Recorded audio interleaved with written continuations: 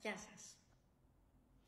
Όσοι με διαβάζετε και με παρακολουθείτε όλα αυτά τα χρόνια που γράφω, θα ξέρετε ότι είναι ελάχιστες έως ανύπαρκτες οι φορές που κάνω βιντεάκια.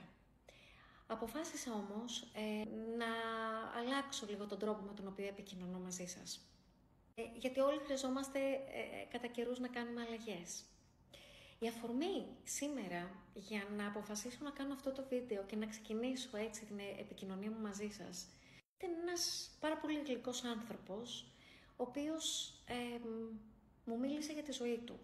Μου είπε πως έφτασε σχεδόν στο τέλος της ζωής του, ανήμπορος, να διεκδικήσει αυτό που ονειρεύτηκε. Μία φράση μου χρησιμοποίησε πάρα πολλές φορές. Δεν μπόρεσα.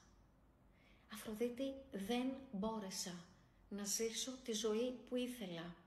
Ξέρετε πόσοι άνθρωποι είναι εκεί έξω, ανήμποροι και άτολμοι να ζήσουν τη ζωή που θέλουν, να γίνουν αυτοί που θέλουν να γίνουν και να πετύχουν αυτά που θέλουν να πετύχουν. Σαν Αφροδίτη, στη δουλειά μου αρέσει να επιλέγω τους ανθρώπους με τους οποίους συνεργάζομαι. Οι πελάτες μου δεν είναι πελάτες. Για μένα είναι σύμμαχοι. Είμαστε μαζί σε έναν κοινό αγώνα για να κατακτήσουμε ένα όνειρο. Να κατακτήσουμε την κορυφή. Επιλέγω όμως, ξέρετε, τους συμμάχους μου. Μου αρέσει να τους επιλέγω. Και έχω μάθει να επιλέγω νικητές. Και όχι, δεν είναι εγωιστικό αυτό. Γιατί νικητής για μένα είναι αυτός που δεν εγκαταλείπει. Νικητής δεν είναι απαραίτητα αυτός μόνο που έχει φτάσει στην κορυφή και έχει κατακτήσει όλους τους στόχους που είχε βάλει στη ζωή του. Όχι. Για μένα νικητής είναι αυτός που δεν εγκαταλείπει τον αγώνα στη μέση. Επιλέγω λοιπόν τέτοιους συμμάχους, νικητές.